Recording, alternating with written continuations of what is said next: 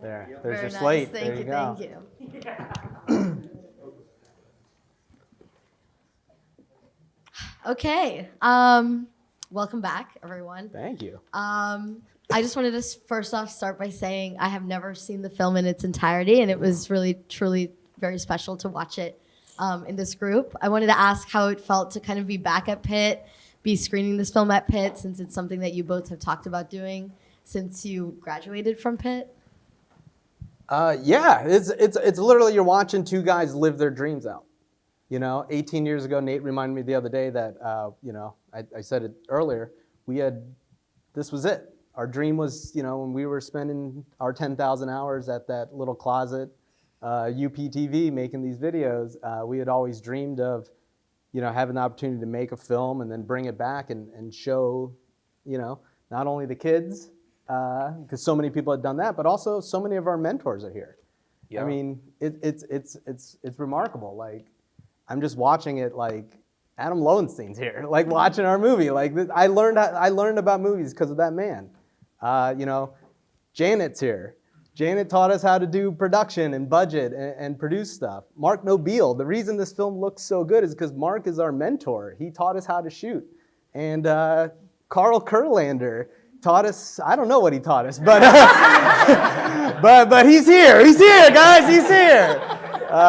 So this is really special. Our old coach, Coach Havern, Pitt legend, man single-handedly beat Penn State back in the day. He showed up. Coach gave us our first, I think our first paying gig was for Shady Side Academy. Probably our first job was working for Coach Havern. Yeah, and he's here. Doing camera work, shooting the games. It's it's Mr. Rogers' neighborhood. Everyone shows up, and it's outstanding. So thank you. Yeah, it's really, this means a lot. Yeah. Awesome. And kind of talking about, because we're talking about Pitt and all of the opportunities that, honestly, at that point, you guys kind of forged for yourselves, because now for us as filmmakers and film students, we have a very set production program with the opportunity to do like our own thesis films. But for you guys, that really wasn't put into place when you were going to Pitt and pursuing filmmaking and everything like that. So can you tell us a little bit about how you forging your path through opportunities like UPTV, which is the university's television station, for those of you who don't know, helped you in making this film and in your career in general? Well, yeah, for us, it was all about at first the TV station, because it was kind of unstructured and we had a lot of freedom just to make our own stuff and make whatever we wanted to and pitch each other shows and run out and just shoot it and edit it and then show it to other students. So that was the first thing. Yeah, that was kind of a big part of it, just not having rules and being free, and just it's funny. It's like you always hear about the big schools, the NYUs, the USCs, things like that, and then later I learned that they don't actually make much. Yeah, I think they don't get a lot of opportunities just to make a new thing every week. Yeah, I think they maybe make one thing a semester, one thing a year, and for us to just go out every day and shoot something. Literally every day. I skipped so many classes to go to that TV station. I did it all the time. There it is. There's Ian. Yeah. We used to. Yeah, it was wild. We used to just have a lot of fun and just play, and it was a group. It was the best of times. I don't. Yeah. Yeah. And then from there, working with Carl and Mark and Janet. And making stuff. Yeah. We did Carl's film, and we learned so much. You just have to do it. I mean, we talked to Owen last night about it. I didn't even realize this guy was it was the last day shoot. So Owen was our second AC. Owen was, half of the camera crew was Owen. Owen, and that's not an exaggeration. He was half of it. Yeah. And I remember just on the last day of shooting, he's like, oh, yeah, it's my 21st birthday. I was like, oh, shit. I was like, oh, you haven't been drinking beer on set, have you? What kind of laws am I breaking here? But we talked about how, how much you learn doing it. You just have to get in there and get your hands dirty and do it. Yeah.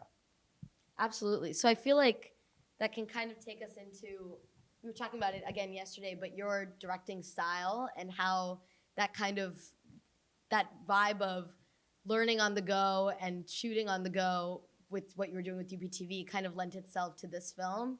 to make it more organic. So do you want to tell us a little bit about that process and how that worked for both of you as director and DP? I mean, yeah, like there's different kinds of directors that I learned, and some people are very, everything has to be storyboarded, everything has to be ready, it has to be this thing, and that's how they work, and that worked for them. I can't work that way. I'm a stoner slacker. I'm terrible at writing papers and stuff. Like I can't do any of that. Luckily, I have this crazy brain that can do 10 million things at once, and kind of have these crazy ideas.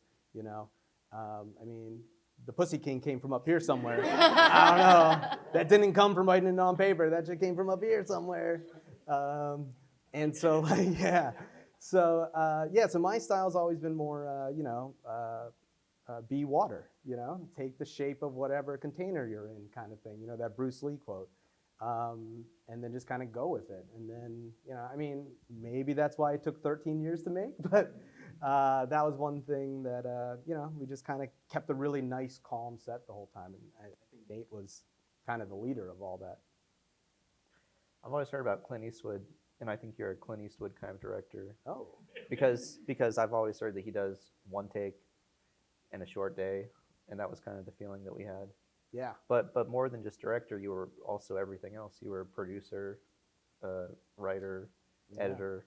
So, I mean, you had to have a lot of different skills come together. Oh, man. They were in my house. I had to clean my toilet like 30 times a day. Like making coffee, cooking breakfast, doing all this stuff. Yeah. It was all sorts of stuff. Yeah. But that's independent filmmaking. That's probably the most fun part of it. Yeah. I think morale was part of it too. Yeah. When it's people coming out like that, you have to, make it enjoyable and fun for them.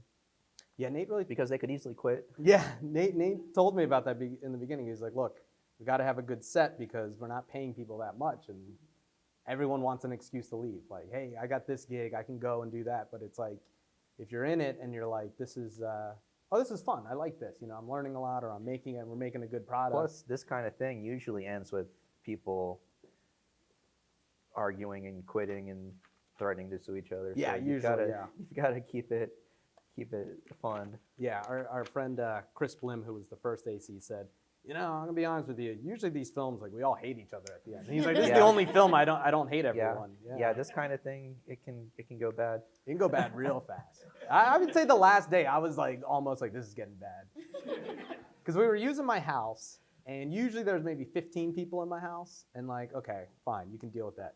But when we started doing the party scenes, that became 15 to like 30. And that was also John's house. And that was my house. So like 30 people in your house using your one bathroom, you're just like, yo, everyone gotta get the fuck out of here. Like the last day, I was like, I want everyone out. Like, all right, one take, let's go. Just do your take and then walk right to your car. Get the hell out of my house. Just get out of here. And then it wasn't for like, I think, Owen was there. And at the end, we wrapped, and then we kind of just like took a deep breath, and we just kind of sat around for a few hours being like, oh man, like this is really special. This is really good, So yeah, it was really cool. I love what you said about take shape, like take whatever. You said it more better than be what I water. remember. Be water, but be water. Yeah, be water. So like when you would enter a location, because all the locations look beautiful, and I wouldn't have known that was your house if you didn't say, and like same with, I'm sure securing locations like the coffee shop and the bar, like it was, because it was an indie film, you kind of want to get them to work with you and do the best you can to get the best deal and whatnot. But when you enter the space as like director and DP, what are the things that you're considering? What is kind of the process that you go through, and then communicating that with your crew as well, to get the best look of what you imagine for the entire film? That's a good question. I mean, usually, there's indie films, you're always faced with like one or two things. It's like what you want to do and what's possible. And this was a case of it. Like the coffee shop up front, we had a different coffee shop that a buddy promised me. Like, I said, my brother has a coffee shop. He'll give it to you for free. It's good. We'll do it. And like a week or two before, he's like, oh, he wants like $2,000. I was like, what? I don't have $2,000. So I was like, crap. And I get online, I find this one coffee shop, and I'll go walk over and take a look, see what it looks like. And I walk in, and I'm like, hey, do you guys ever rent this out? And they're like, yeah. Oh, wait, that's the owner right there. Go talk to him. And then I just go in, and, I I had to, there was a switch in my head where I had to pull that I said like, yo, sorry I curse a lot, but like, you really got to be the motherfucker. You really got to be the guy, and I'm not like this. I don't like, I'm usually pretty quiet. I don't like bothering people. I don't like asking stuff. I don't, you know, you're doing your thing. So, but like, for this to happen, I had to be the guy that's gonna walk in. I had to do, like Carl taught us, like, you gotta go in and be like, all right, buddy, let me tell you why you're gonna give me this coffee shop at this rate, and you're gonna do it for me, and I'm gonna need this room, and I'm gonna need the other room, and this is why it's gonna make your life perfect. You know, and you go in, you give the spiel, it's like, oh, listen, 13 years ago, I lost my dad, toughest, you know, and then you do the whole thing, and then you get them to buy in, and I'm like, I hate doing this stuff. But then we get besides just being a director, there's all this other stuff you had to do. You have to do everything. You have to make the movie. You have to convince everyone to do it. You know, like, you have to, like, and it's so hard. Like I had to, you know, you have to convince your cast, your crew, and just be like, hey, like I know Nate, I know how much Nate charges. I know what he's worth, and probably more than that. And it's like, well, but I don't have that. Like, you know, and then just like, you know, but then everything becomes a happy accident. You know, we had the one house that we were shooting the Tommy scene, the crazy conspiracy theorist. You know, we had the house, we were ready, and then the day before, the roommate got COVID. So we were like, oh, what are we gonna do? What are we gonna do? And then we're just calling, and then one buddy, Spencer's like, yeah, sure, you can use my house, but I gotta work in the back room. We're like, great. He's like, what are you gonna do to it? We're like, nothing, it'll be easy. And fucking we covered the whole thing with tinfoil and like took over his backyard. And he was like, oh, you said, and I was like, I know, but Spencer, I'm the motherfucker today, you know? Like, so yeah, you gotta do all that stuff, yeah. Awesome. I'd like to say, on the first day, when you're talking about you have to convince the crew, the cast, and whatnot, I remember coming in, we didn't really have a prep day or anything like that, so Nate was like, hey, can you grab this? And I'm like, what'd you say? Just like not knowing too much stuff, so I was a little nervous, a little anxious about not knowing too many people on the set and whatnot. I remember John stood up, and he kind of, before he even started shooting, he just addressed everyone saying, thank you so much for being here, and just kind of pouring his heart out, and that meant a lot. Oh, cool, man. First day. Yeah, So, I cried every day on set. I remember, they have it on tape. I'm like crying. I'm like, ugh. I don't know if Churchill cried in front of his guys, but we'll get through this. Yeah. No, but yeah, it was just that kind of like made me feel at home. So Oh, cool. Thank you, man. It was destined to succeed. Oh, thank you, man. Thank you. Yeah. Yeah, really, you just put in, all you're trying to do is like, I've come around to this, that like directing is just like, you're the coach. You're the coach. And it's like, you just got to get the players to do what they're best at, you know? It's easy when you have Michael Jordan behind the camera and you just say, yo, cook. You know, like you said, like, how do you design a scene? I would go in, I'd look, and I'd be like, oh, yeah. Okay, Nate, what do you think? And he'd be like, we should shoot it. I'm like, yeah, that's what I thought. Okay, good, yeah. All right, I'll go tell everyone that was our plan. Like, you know what I mean? You tell the actors, like, oh, just do your thing. Like, just be great, you know, that kind of thing. And then if you do it, you know, this is what happens. I think, you know, what you're saying, and like that goes to show kind of the familiarity and family that even just you two working together kind of created, just because you had known each other since you were kids in school. So what was that like, getting to work together after years of working together in the station and then working and learning together on films and going your separate ways and working in your respective fields and then coming back for this film? I mean, yeah. I mean, that was the dream. That was the dream. I mean, the countless hours, you know, hiding from the William Pitt Union officer. I was telling them we used to back, like our old station was at the cathedral, so and they wouldn't let you up at night. So we found the one entrance you could like open the door, and if one person held it, the other guy could crawl underneath. And then they would push it open, and Nate would crawl underneath. And you know, if you hit the elevator, you don't hit 11 because then the cops will know you're on the 11th floor. So hit 15 and then run down to the 11th floor before everyone else gets there. And then you could lock the door and edit all night, you know? So it's like, you know, running these kind of like, you know, it's all independent filmmaking. It's all punk rock, you know? It's all that, you know? And it was great. It was great to get the band together. I think for me it was really comfortable because I know I know we're on the same page. Yeah. I don't think there's anything that we disagreed on anything. No. I think everything, every scene, I think we knew what we wanted to do and did it and agreed, and it was, it was enjoyable. I really liked it. Yeah. I had a great few weeks. Yeah. It really was a fun time. It was in the moment I was trying to, it's just going so fast and so frustrating. I mean, I can tell you all the stories, but there's some nights where you're just like laying on the floor by yourself crying, like I've ruined this. Like, what am I doing? Like, this is bad. This is it, But then you just gotta really believe. I went into making this film thinking, whatever you do, you just gotta finish. Like, I don't even care if the movie's good. Like, it's been 13 years. Just tell your story. Just get it done, and then go live on an island or something. Go do something else. But like, get this done so that, you can say your whole life you wanted to be a film director. You went to college for it. You have all these people teaching you, and you can say like, look, I did it, right, guys? Okay, the movie was whatever. Okay, good, but I'm done. And then it came out pretty well. So that was really special. But I do want to point out when you're talking about getting the gang back together, I got to shout out Mr. Pete Mudge in the back row, a.k.a. Nice Wreck. For you guys who don't know, that's our composer of our film. Yeah. And he's brought his team with him that helped. C. Scott helped, and then Cam sang those last two songs. So it's a whole squad here. And that was really special. I've known Nice Wreck, aka Scandalous Freeminder, aka Pete Mudge. He was the first person I met freshman year, one of the first people. I had bought turntables. I thought I was a DJ, and Pete walks in Lothrop, 4th floor, and goes, "Oh, you DJ too, right?" I was like, "Yeah." He's like dragging his turntable. He's like, "All right, I'm gonna set up. Come over. I'm in the last room." I was like, "All right, bet." I show up, and he's like, "Yo, go at it. You want to scratch?" And I was like, "Oh no, you go first, man." And he was just like, "All right, cool." I retired on the spot. I was like, okay, all right. Well, I'm a fraud. I'll let him handle the music. I'll do the video.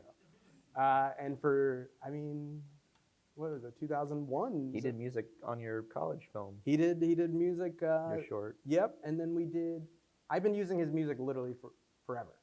I think he's the most brilliant musician I've ever met. He's got platinum records, gold records. He's got everything, all out of Pittsburgh. And I think he deserves his flowers. And I wish Pitt brought him back and had him talk, because the guy's a genius. And then, I would just make videos all the time, and I would I'd have him send me a folder of music. I would take a song, make a video, and send it to him. Like, hey, look. And then he was over. Every time he comes to LA, we hang, get dinner and stuff. And he was over, and I was like, "Yo, I think I'm doing the movie." And he was always like, "Yeah, man, you got to do the movie. You got to do." I'm always pushing him like, "You got to make music. You got to make a movie." We're doing it. And then I was like, "Yo, man, you gonna do a track? Can I get a track?" And he was like, "Yeah." I was like, "You want to do the whole thing?" Right, motherfucker mode. Like, nah. Oh, one? Oh, you say one or the whole thing? Oh, you said the whole thing. Okay, great. And he did. And I absolutely like it. It's shot so beautifully by a Pitt guy. It sounds so beautiful from a Pitt guy. Directed so beautifully. I guess. Okay. Owen. But there's a lot of other people too. Sean Cook, the producer, is a Pitt grad. And there's a couple other people. I'm drawing blanks right now, but yeah, it's a lot of special people involved. But it was great. And then Pete came, and like the last week that we were doing it, and we got to sit in together, and he would literally make, we'd watch the film, and he'd be like, "All right, let's do the ending this," or "I didn't think, let's try this," So shout out my man. Yeah.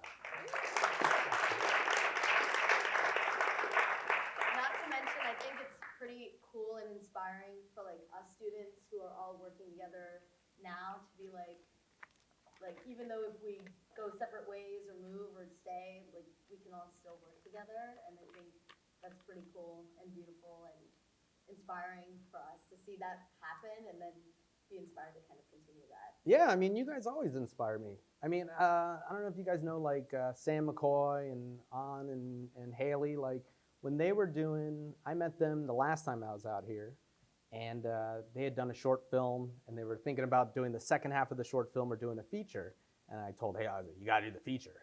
She's like, why? I was like, because you're gonna end up 40 years old having never done a feature. I was like, you gotta do it.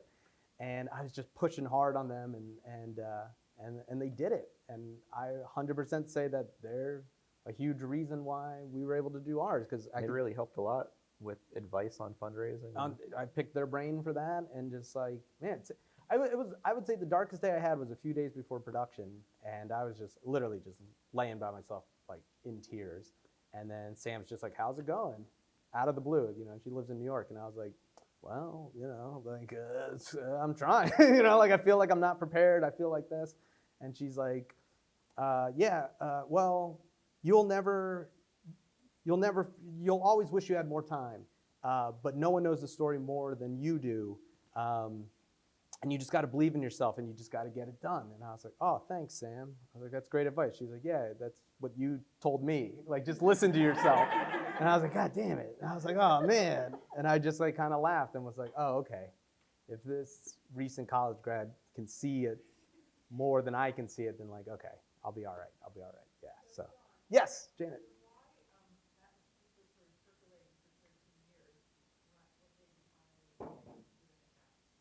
Okay, that's a good question. So I've been trying to tell this story for a long time. So for those who don't know, this is actually based off a true story. A lot of it is. I did, after my dad passed, I did go to a coffee shop, and I did meet a girl, and we spent the whole day together. And I remember this was back in the Tumblr days, and I wrote, one day this is gonna be a movie.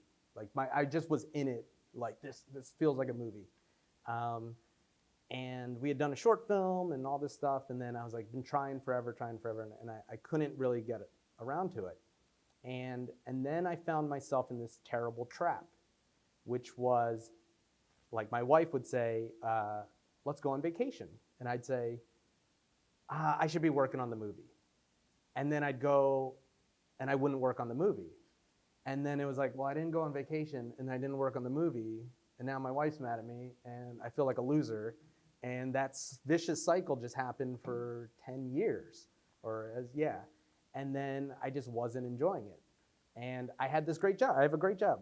I work at Fox Sports, and it allows me to like go to Qatar and go to the Super Bowl and go to the World Series and all this stuff. But I didn't like love, I was always 1 foot in, 1 foot out. Because I'd say, well, I know this is just like a job, but like I'm really a feature film director. But I wasn't. And so one day I just had to have a heart-to-heart to myself, and I had to quit. I literally went to my bathroom, looked myself in the mirror, which is like an awkward thing, and I said to myself, you are not a film director anymore. You have to quit, man. And when you're ready, you'll be ready, but you're done. You're free. You know, freedom sets you free. And I did.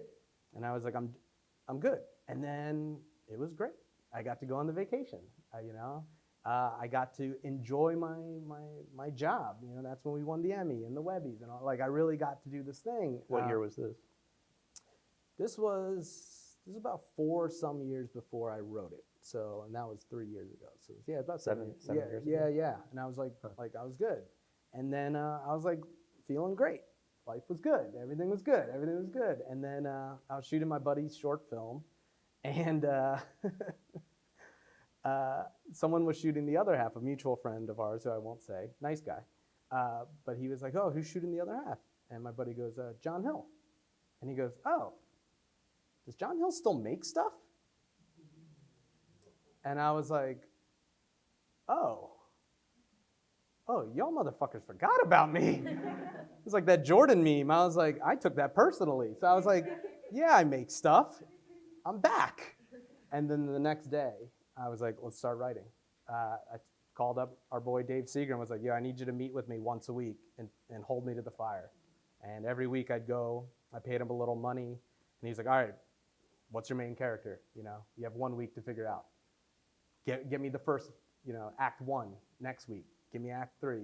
Write down 10 crazy people they could run into. Bring that back by Monday.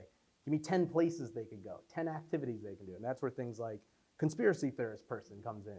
That's where bikes comes in, and you start writing these things. And then he was like, all right, you have the outline. Like, now you got a month, or he's like, get a draft in a month, But I think I needed time away from it, and I work very well with spite.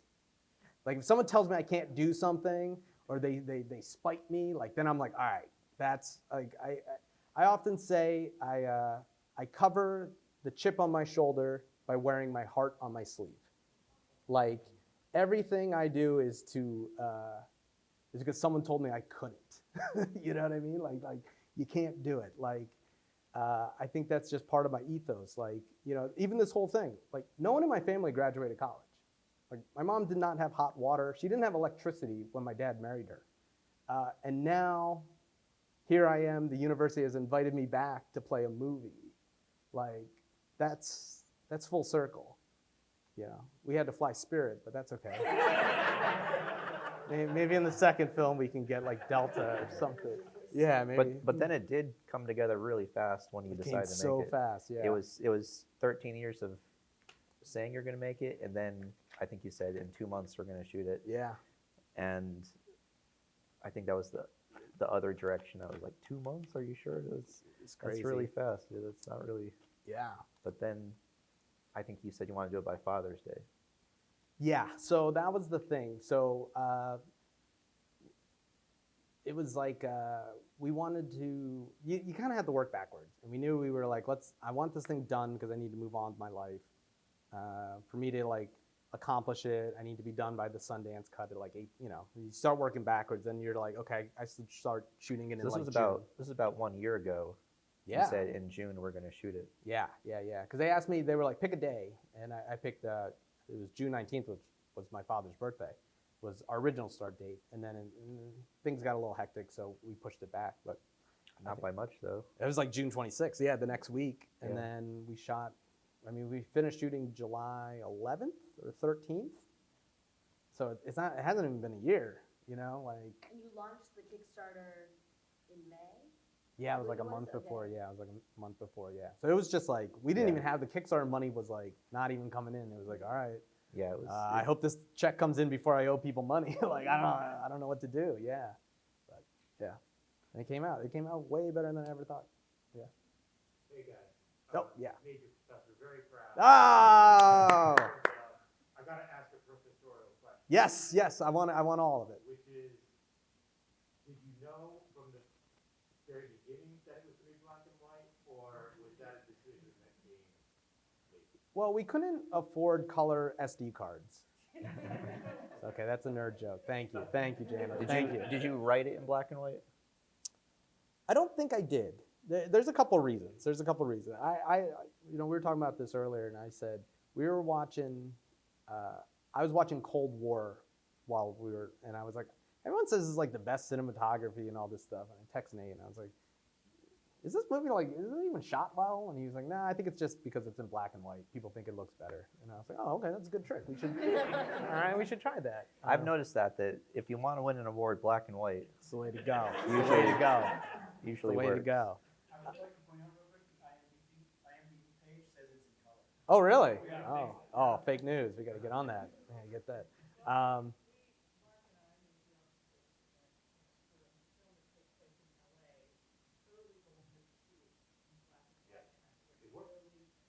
Thank you.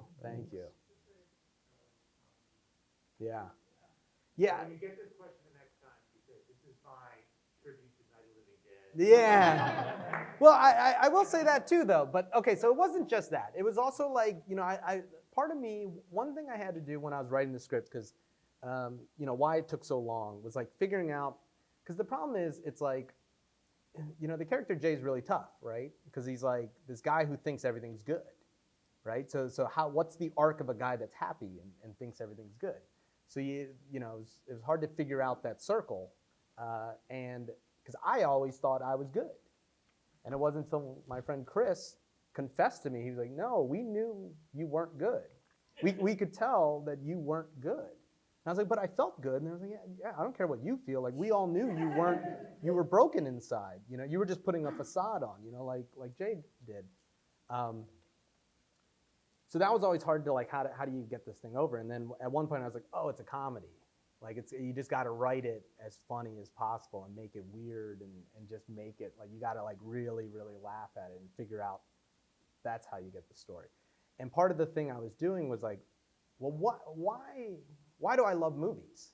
Like, what were the movies that got me into it? Like, why am I even doing like this, like I said, this trap I'm in? Like, why? What caused this? And I started thinking about the old films I grew up loving. And it was the French New Wave. It was a Kurosawa. It was like all these it was Clerks. And, you know, like Clerks was like the one of the early films. And I was like, oh, I love this movie. So then I was like, oh, all these are kind of, they're all in black and white. Maybe I love black and white. And then we did a couple test shoots, and I was still debating, and then we watched it, and my wife was like, the black and white just feels more romantic. And I was like, Yeah, I think for me too, that was one of the main reasons. that was the one. Yeah, For- because, yeah. Romance. But, Yeah. But also practical reasons, because I thought there isn't really a budget for production design Yeah. and for color correction. Yeah. So Because- this is, Yeah. Yeah. So I would say that. I mean, yeah. Spiritually, it's because, to me, it's a love letter. It's a love letter. Thank you. It's a love letter to my family, my home, my friends, everyone, my university, everyone. You know, I said this on our premiere, but, like, you know, when in the movie, when Jay says, "You're the reason I got through this," like I meant that. You know, I didn't write that line. I lived it with a lot of you in this room. So I think that is a part of it. It was that kind of like nostalgia. You know, in the neighborhood I live in, it's getting gentrified slowly and surely, and I think this would be a way to, like, capture it and make it a little more timeless. Yeah. And then on the practical reason, yeah, there is some benefit knowing that you don't have money to paint walls. You know, if you're like, it's great to be like, oh, the color scheme will be, you know, we're doing this, but if this is the only room you have, sorry, buddy, your color scheme's blue and this, you know. So yeah. in black and white, you can kind of, Also in a longer feature length thing, as a way to kind of keep it feeling cohesive and yeah, as one look. I mean, I like the idea for a lot of reasons. yeah. As the other professor, I'd like to weigh in. Okay, what's your I wanna take? take this a little back to let people know, because we've got undergraduates here. Yeah, Sometimes I'm a little hard on, I didn't. So I've always loved you guys as people as much as it's appropriate for a professor to love yeah, students. yeah, So- yeah. But as you know, we've had creative conflicts from the beginning. Oh yeah, You were in my screenwriting class? yeah, It's not always as creative agreement. And John, you know, he made a movie about a girl who, the mustache movie, is that what you yeah. call it? Hidden stash. He did a Yeah, great see? job with the music. Look, it worked. Yeah. Yeah. I kept saying, John, what is it? You believe this guy wakes up, he gets knocked on the head, and he looks at his girlfriend, and she got a mustache. Yeah, yeah, Didn't yeah. have a heart. See? But Look, it it's- plays. It still plays. I really mean this. When I read the screenplay, it was the best screenplay I've read in years. No, thank you, Carl. So I It means a think lot. that if I can grade change the C I gave you the screenwriter. Yeah, yeah. It's A+. Yeah, yeah. And the movie is beyond wonderful, but I do want people to know, because they look at it now, and, you know, everyone, the good thing is you guys were never arrogant. You were always like, hey, how can we make this better? And Lord knows I'm Channel 2 City for 2 years, keeping on trying to make it better. But I just want to, since Coach Housen's here, I figure it's a good way. People don't realize the paying your dues. So maybe I can Yeah. turn it over to the coach. To describe What's when you this? guys got, I think it was one of your first paying gigs that It I was, wasn't hiring yeah. or other people. So Coach, maybe you went and visited them. Maybe you could describe a little bit when you hired them to film the Shady Side football team. If you don't mind just talking a little bit about where they lived and the first day of their shooting of trying to film Shady Side football team. Statute of limitations are out. Yeah, thank you, thank you. I'm a football coach. I actually, well, 50, not 50, but about 35 years before John became director. But we needed film so we could scout other teams and watch ourselves and, so I didn't know anybody. Carl was a distinguished Shady Side Academy grad. So I asked him, I said, you got any guys?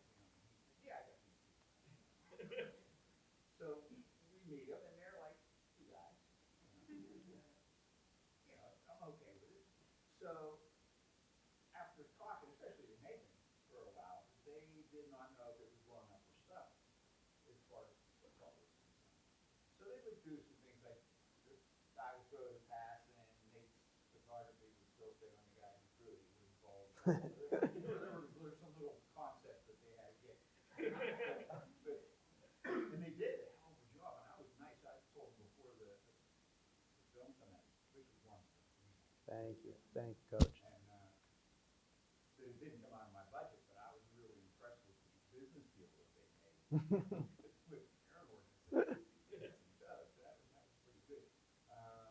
But we would play our games Friday night, and Saturday morning we would, and then we would meet really before we go over to film from the night before, which meant, and I was fortunate, I just live up the street in 23, but John and Nate was there.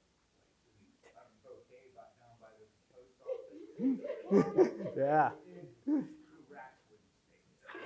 Yeah. Every Saturday. That's where you live? That's hilarious. I would have liked to have it early Saturday morning, but I went down the first time to pick it up about 8, and really there was maybe 1,000 beer cans. Yeah. Yeah, flip cup. Flip cup.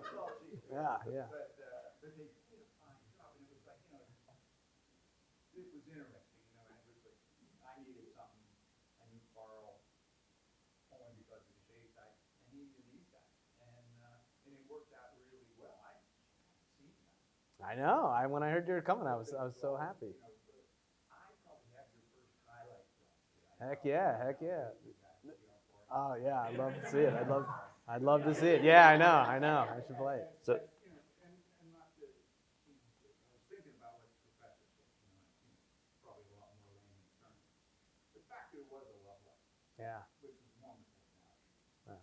Nathan, photography. Yeah. When you guys did you just figure, talking to John, did you say that's how he would see it, or even the last scene on a pier? Yeah. Dude, that was really strong. How's that happen?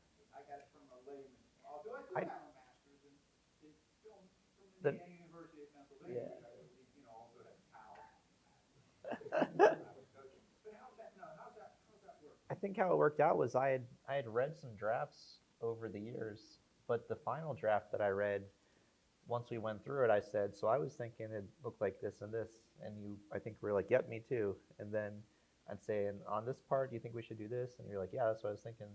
And so I think we were just on the same page of, I mean, it came from your script, but I think we just always agreed on it should have a lot of movement. It's people walking and talking, and so I think moving camera was a big part of it.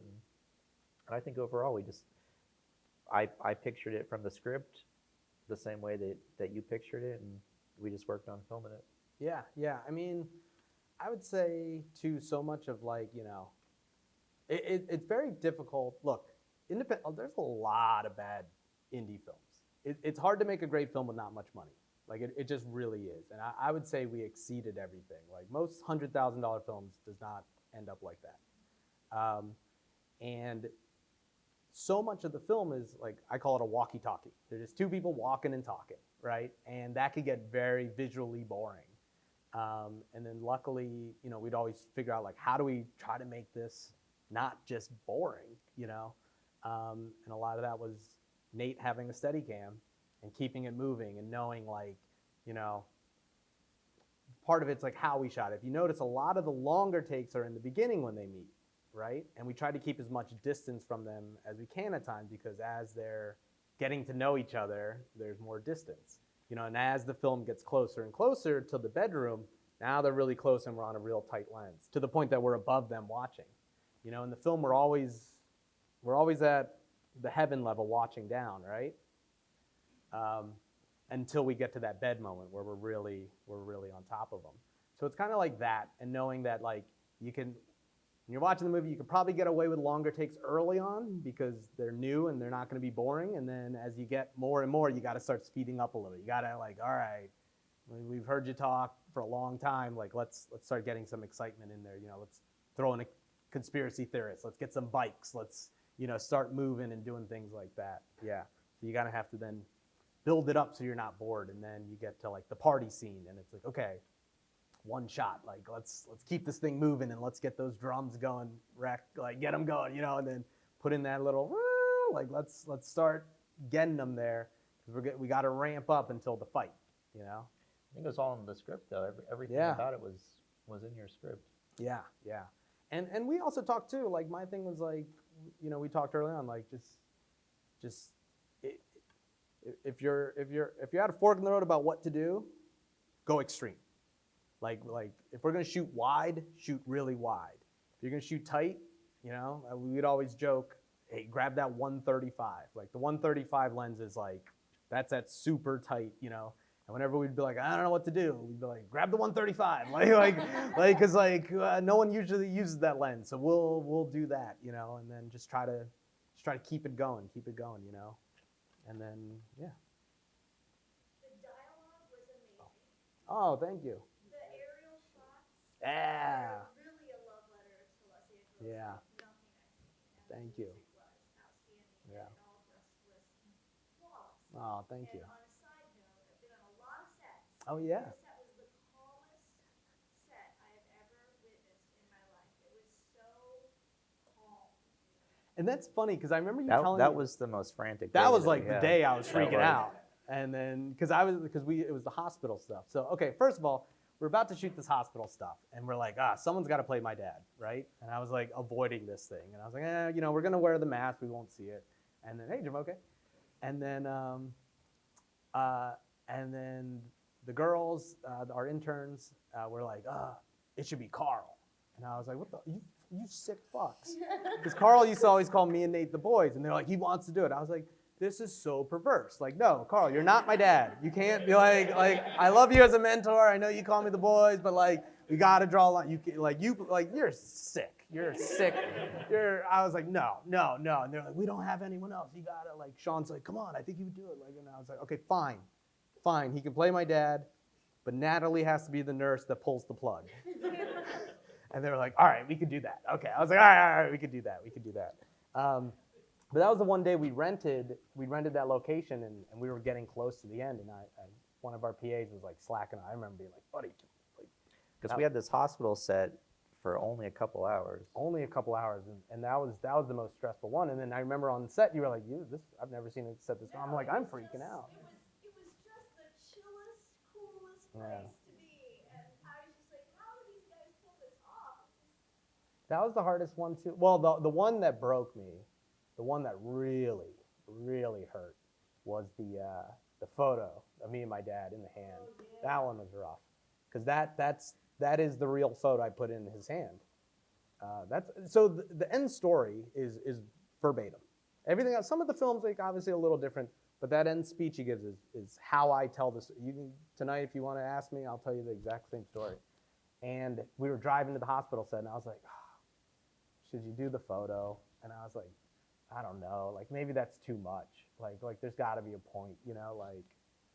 And like, you know, like Danny says to Jay, like, you know, not everyone likes to talk about themselves, like, you know, like you do. And so I was like, maybe I shouldn't. And then I was like, for this, you know. That's my favorite part of the movie. I know. I'm like, you know, for this to be real, you got to do it. You just have to. And so I like grabbed the photo before we left, and it was like the last shot. And I was like, Carl, like, don't move. And I put it in, I'm watching the monitor, and then, you know, he pulls it out, and I just saw it. And that was like the first time, like, I'm getting choked up now. That was the first time where I was like, oh fuck, like this hurts. Like this is like, oh. And you could hear it in the take, I break. I couldn't call cut. I was like, cut. And I like ran out the room, and I was like, just keep shooting something. I was just like, oh, I needed a moment. This was too real. But then it worked. And I think every time I had the choice, like, do you go more real? Like every time I took that choice, I think it paid off. Yeah. So. I think that's so brave. Like, I Yeah. think that a lot of people are like, oh, real life stories, you're making stuff up here and there, but it's very brave to like be vulnerable and put Yeah. that on screen and have those moments so real in your film. So Thank you. I think Vineet has a question. He's been holding his hand up forever. So it's Luke here, and obviously have such a close connection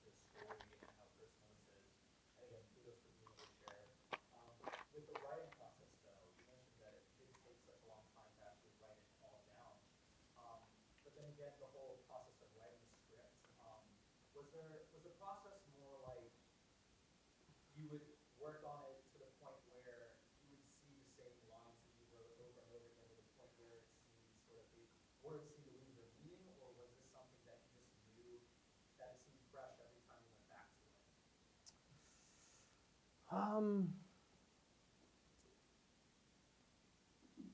A little bit of both, you know, and I said this at the premiere, you know, this film, like, I never wanted to make this film, right? Like, there's nothing else I'd rather have done in my life than made a different film and have my dad in this audience watching that film. Like, I got other films in me. All right? It doesn't have to be about this. This didn't need to happen to me. So it's not that I think I wanted to make this film. I think part of it was like I had to make this film. Like, I just had to do this, right? Like, and I think it's very much like Jay, right? Like Jay, all Jay wants to do is like get in front of everyone he knows and tell them that they helped them get through the hardest time they had. And pretty obvious that's what I'm doing, you know? So in the writing process, I would say like I kind of had the big points. And I mean, I've been telling Nate about this film, 13, I'd say like, oh, okay, I think this is it. I think it's like me meets this girl, and I think it's the end where I'm at Bronger's party, you know, the real guy's name's Bronger, and maybe I just tell the last day, you know, it's this crazy story about, you know, me seeing the sunlight and me turning to my dad, like all this stuff. It was always the middle part that was hard. And like I said earlier, like at one point I realized I was like, no, dude, this is a comedy, like go for it. Like you got into this business to make people laugh. Like even if it's a serious subject, like this most serious subject matter I have, like you still got to try to make people laugh. Like that was the thing. So once I made that switch of like, oh, this is supposed to be funny. Like every side character should be like hilarious. Like Jay is the straight man. Like he just like shows up and is trying to exist. Like Jay's whole thing is he wants to come back to his old life, right? That's what I wanted to do. But you don't have, like everything's changed and he just hasn't caught up to that yet and he hasn't experienced it yet. So I think once I kind of made that like, oh, go funny, make these things, then I was able to do it. And then just kind of like, and there was a part where I was like, yo man, like you just gotta talk your shit. Like you gotta just like, you know, I think for a long time I was trying to make a different kind of movie, like what would people want? And talk about subjects they would want, but then I was like, nah, I'm just gonna like A whole different movie, or make this one different? no, make this one, but just like what like they were talking about. And then I was like, no, I think you're just gonna say white people are wild. You know, I think you're just gonna tell the story about how you've seen your mom pee herself a bunch. Like I think you should just do that. And then at the end of the day, whether people like it or not, it doesn't matter because like you'll have it. This is like my family's film, you know, it's like our story. It's like our documentary kind of thing, you know, so that's kind of, once I had that switch, you know, I was like, yeah, I think we can get this thing done. Oh, so yes. So I took this film in October after we submitted it. I flew it to Thailand to watch. So my mom, after my dad passed, she moved back to Thailand. My family's from Thailand. And we started watching. I was like, okay, we're gonna watch this. This will be great. 5 minutes in, she's just ugly crying. Like as soon as he's like, yeah, my dad died, she's just like, ah! Ah! And like it's me, my wife, it's her, her boyfriend, and then we're just like, I just look at her, I'm like, oh no, I didn't think it'd be like this is early. Like this is like we're like 2 minutes into this film. Like, oh no. And I remember thinking like, holy shit, she doesn't know your version of the end. I don't know if I told her. And maybe I did, but it was 13 years, you know, maybe. Was she there? No. I was like, cause her and they left the room. It was just me and him. So like, I just was thinking like for the next 80 minutes, I was just like, yo, turn this shit off. Like this is sadistic. Like you're gonna break your mom. Like this is gonna be bad. But I was like, you know what? Like, we just got to get through it as a family. Like I made this movie and I love this movie and my mom's got to watch it. And he starts giving the speech and it's 20 minutes. It's just ugly cry. It's just like brutal, painful. And I'm just sitting there feeling like the worst son. And but at the end, yeah, she really loved it, and she was like, and she said it. She was like, we were there, and then she couldn't be around, and so she left, and my brother went with her. So my brother still hasn't seen the movie, so I'm gonna break his heart in a few weeks. It's terrible. So they left, but they've never seen my side, and I think, at the time, I kind of kept that story to myself for years because I thought it was like me and my dad's, it was like the joke that he played on me, I think at the time I was like, okay, well, if we're gonna do this, I think I kind of have to sit here. I have to be the one, so if anyone's watching, blame me, and I don't think I ever really told him the last moments, so yeah, it was rough. It was rough, but she really liked it at the end. She was really, really happy, yeah. Did you ever consider starring in it yourself? When I first, because when I was writing it, a bunch of people told me I should act in it. Did you tell me? I did. Yeah. And like a couple other people like, you should be in it, you should be in it. And then I was thinking about it, but then I kind of realized, here's what's gonna happen.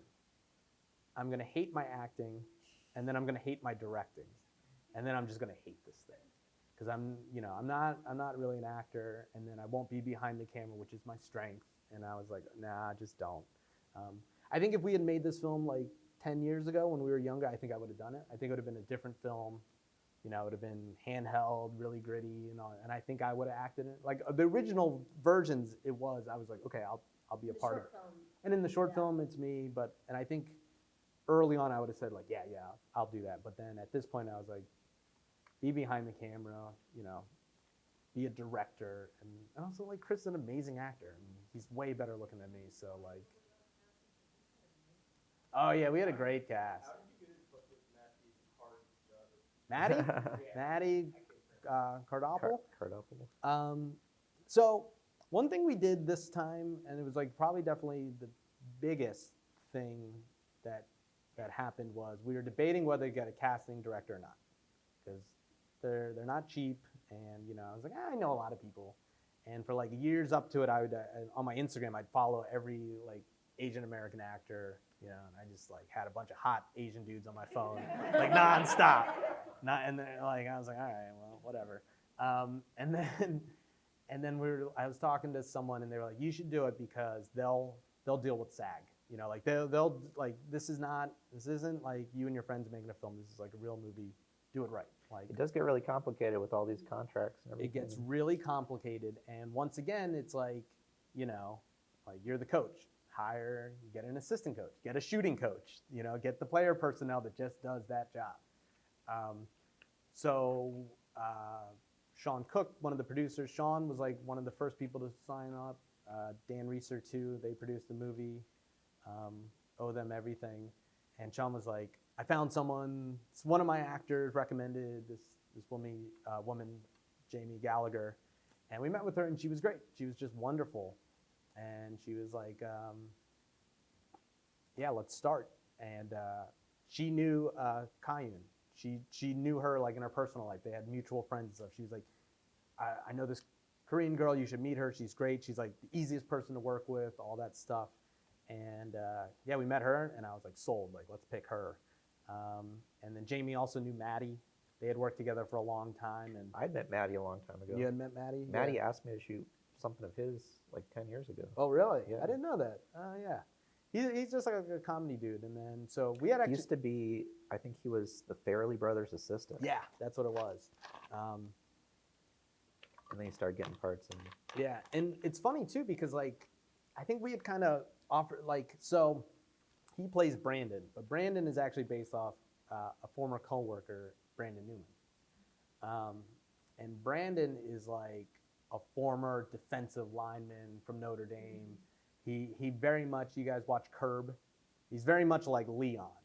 Like he's just like really funny and like probably inappropriate and just like a hilarious guy.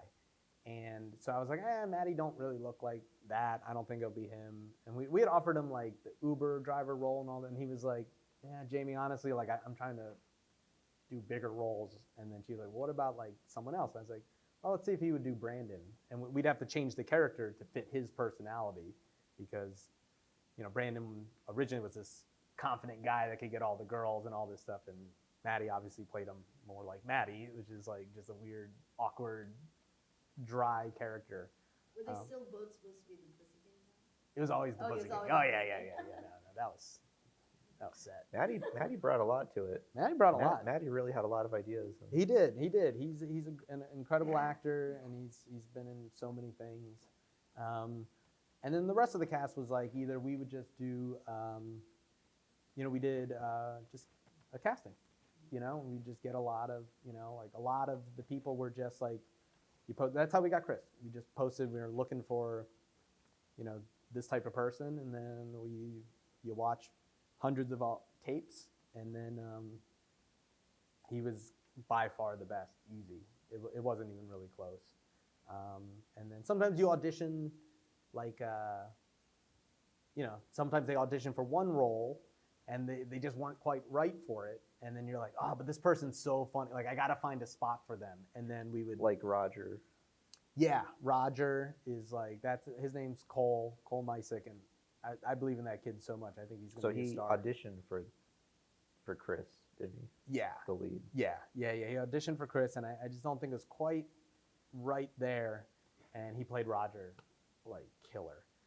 But the guy Michael, who plays the Vintage Shop, he had auditioned for the Mikey role, and it just wasn't like Mikey's got to be kind of a tough friend, a heart-to-heart friend, and Michael wasn't that. But I was like, he's so funny, like, let's see if he'll be the Vintage Shop owner, and then he kills it. He's so good, yeah. So, yeah, and then a lot of the people like we kind of knew from our own world or that kind of thing. But one thing I wanted to do with this was like expand my pool. Like we'd always say like, oh, we have this friend that would be in it, right? And I was like, great, but like I really wanted to like try working with different people because that would make me a better director. Like I have to learn how to deal with different people, and they would bring a different side of me that I needed to push. The comedians were all real comedians. And the They comedians just are all did. real comedians. Yeah. Yeah. Yeah. Just because we're on the topic of casting, just to touch on the Asian American representation that's in this, because I think it's not like in your face. Like they're just two people existing, and then you meet their families, and there's Yeah. bilingual dialogue, and I really appreciate that. So how important was that for you to like incorporate that in both of these characters' lives in some way that wasn't like an identity crisis story, but just was kind of part of their everyday life? Yeah. I think like when I was making it, at one point, I said I'm going to be unapologetically Asian in the film.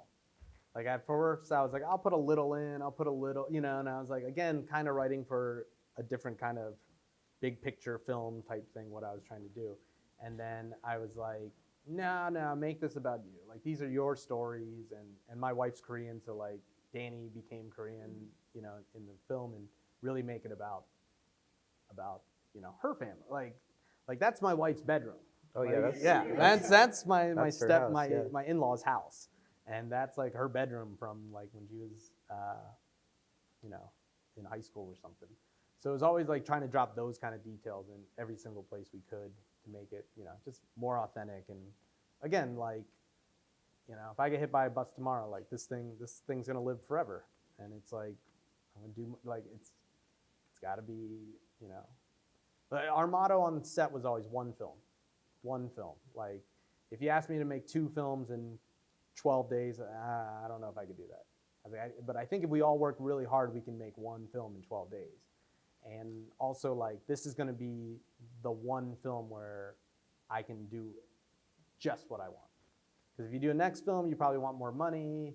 You can't ask for all the favors. Well, if you take more money, It's harder to make a small film than a big film. Yeah. And then, but like if I were to take more money, then someone else would have a say in it, where everyone, here was like, no, I'm going to make the film exactly how I want it, as long as my producers and the people who helped are happy, and in that way, no matter what happens, when I die, I have the movie I wanted to make, I can, and I'm proud of it. So that was definitely one of the big things, yeah. I think we're wrapping up, so we can wrap up with We have a couple more questions. Go ahead, you first.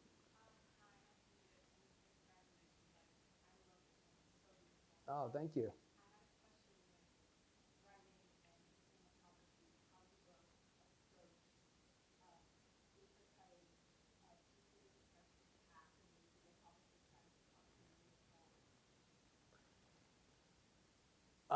As far as writing it, when I was like, this might have been 6 or 7 years ago. I think this is, I was talking to a different writer about this, and he was really into the like, you got to cut back to the hospital. And then when we were shooting it, I was like, okay, I think we'll do some flashbacks, but sometimes I didn't want to like rely on the flashbacks and things like that. But a lot of it I comes. think your one big thing was you wanted to be take place in one day. Yeah, one day. Without flashbacks, without jumps in time. Yeah. But then it just kind of like, it was like, okay, well, this can get us a new scene. This could make it feel bigger, things like that. Also finding like a hospital location, like, okay, this is affordable. We can do this. And a lot of it's just accidents. A lot like in the cafe where she goes like, coffee for a guy with dead dad. That's not in the script. That was like a thing I was thinking about doing. That actually, the barista Kim is like one of my best friends, one of my first friends in LA.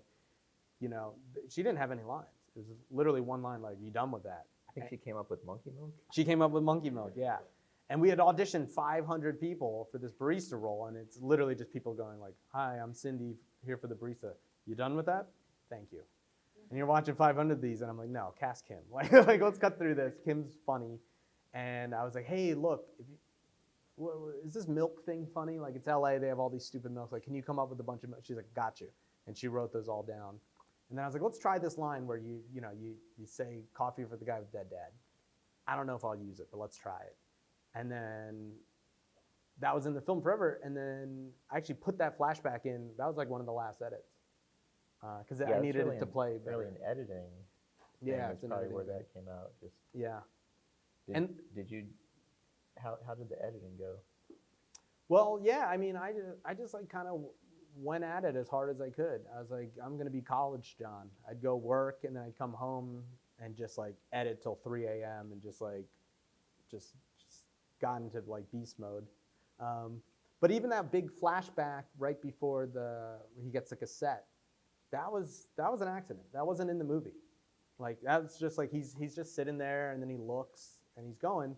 And I was editing. Were things going reverse? That part? Yeah, that was a great part. That was man. That's an accident.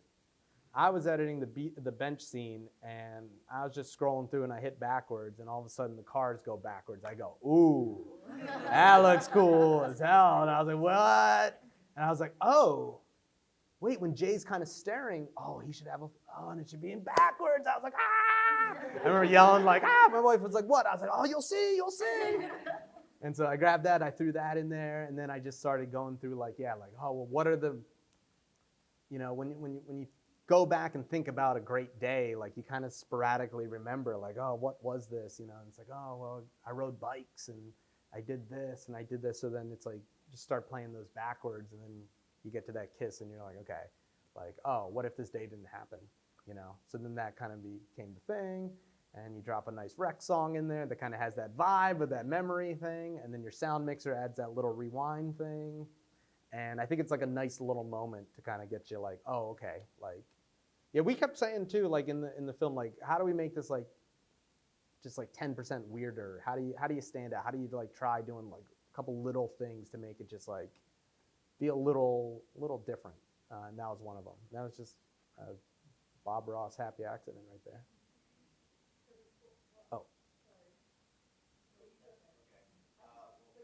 Yeah.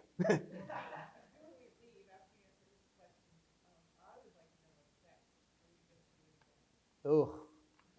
Okay, we'll hold on to that question. Go ahead. Okay. The first one is, I really enjoyed the interview portion. Yeah. Played with that, the idea, kind of the reality of the film. Yeah. I was wondering if that was just something that you were like, oh, this could be a cool addition, or if it was something I was kind of doing, or a happy accident where you kind of had that. And then my second question is,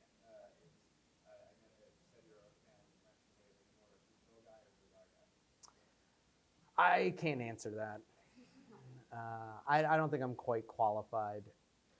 I'd have to think of. I'd have to really do my Michael Jordan versus LeBron like showdown thing to give you a good answer. And your first question was The TV interview. the TV interview. I think that was a late addition to the film and in the script. I wasn't even sure if we were going to put it in. Remember? That was one of the biggest questions when I saw the rough cut, was whether to cut that out or not. Yeah, early versions we had. I think we were. Like the first pass, I was like, we got to cut this out. And I threw it in there late while we were thinking about making the film because I was like, again, how do you be 10% weirder? Like, let's just pull ourselves out of this world. And I was very concerned that the switch in Jay wasn't going to be believable. Because like up to that, he's just a regular guy. Everything's good, everything's good, everything's good. And then all of a sudden, he can't do the comedy show, and he just freaks out. You know, like people who had read the script was like, that's like a tough moment, you know, and then he freaks out and then he yells at me. Like, I don't know if this guy can get there. And I was worried, and then I was like, oh, well, what if like, you know, we just like smash cut to an interview and like we get a little on the inside. Like it was almost like a cheat code, you know, where you can like, I really like exposition, lay it out there, like, you know, like, or maybe you're afraid to lose something again, you know, like I hit you in the head with that. To kind of give you an insight, like, oh, maybe this guy's like cracking, and then he cracks. But definitely, when we first did the rough cut, I was like, maybe we'll get rid of that. And then I started tweaking it, and I created the intro that like Danny like we made it better. We did the show. Like I put a fun like 80s like or 90s Vicky song. You know, we kind of sent him videos of that, and then the crowd effect, the ooh, and that changes the whole thing. It went from like just like what is this weird thing to like, oh, I see what they're doing. But if I had a lot of money, I would have shot that like on a sound stage. Like I really wanted it to be like he's on like the Vicky Lake show, but we did the best we could with it. And then we kind of liked it. Once we added the sound effects and stuff, then it was like, oh, okay, like I think this works, so we'll leave it. Before you get the final thing, the announcements quickly. One, workshop tomorrow. Yeah, I was gonna say, at the end, but we can say it now too. Tomorrow, I mean, I know there's been tons of questions and I still have tons more, so tomorrow at 12 p.m. You 12? can come back to this room, Okay. is that okay? Yeah, that's perfect. Yeah, I'll sleep You in. can come We're gonna back party to tonight. this room, at 12 p.m. to talk with John and Nate personally, pretty much bring any questions that you have. We'll have the film pulled up so we Yeah. can go back to any moments in the film that you had questions about, break down a scene. It's really a chance for students and faculty and whoever would like to come to really get a closer look at the film now that we've gotten to watch it. So please come tomorrow at 12 p.m. It'll be amazing, right back in this room, very easy. Two more quick. Yeah. And by the way, I said to many people write many scripts. You got to go through those other scripts. How I Met a Girl. I always love that one. If you have a screenplay like John in your heart, I do have a screenplay to test the ball. If you have those stories, great. If you have the mustache stories, there's other screenwriting tests. But finally, as a professor, there's one big thing we have to answer here. Nate has never seen the movie. I've never seen it finished. What? I'd never we've seen. never Oh my God. I'd seen a rough cut, but this is my first time seeing the full finished movie. So, kind of curious. Yeah, what do you think, man? Can I ask you? I mean, I love the movie. My main thoughts were kind of like looking at the technical parts of it, but no, I mean, it really is. I mean, from when I read the script, at one time I had a job working for a director, and her agent gave her a great big pile of scripts, and she said, okay, read all these scripts, tell me which one's good. And I read probably 30 scripts, and I don't think barely any of them were better than the script. So when I first read the script, I was very impressed by it. Yeah, thank you. And I think the movie is the script. The movie came out Yeah. very close to the script. I think it was the movie you were going to make. Yeah. We'll save that clip because I still remember a Pitt professor telling me I wasn't a good enough writer to get an A. And I told you, I live on spite. I live on spite. I'm gonna find her and I'm gonna send her that clip. Awesome. Oh, yeah. What is next? Okay. So when I was making this movie, I said, I am never doing this again. I asked John the same question as we were finishing. I said, "What about your next one?" And I was like, nope, done. One film. I said one film. I was like that. Making this film was very, very difficult on me. It was very, very hard, just everything. You know, like I said, I had to be the person I don't usually like to be. I had to do that. You have to ask for a lot. Like it's hard. It's really, really hard, you know. And it was really hard on me and my wife. My wife's my number one supporter. Like I said it too. Like I think she's the only person in this world that believes in me more than I believe in myself. And I'm a pretty cocky dude, so that's a lot. But it was like your brain becomes so. There was one time we were getting gas. It was a couple weeks before the film, and I'm pumping the gas, and I get in the car and I go, all right, let's go. And she's just like, what is wrong with you? And I'm like, what?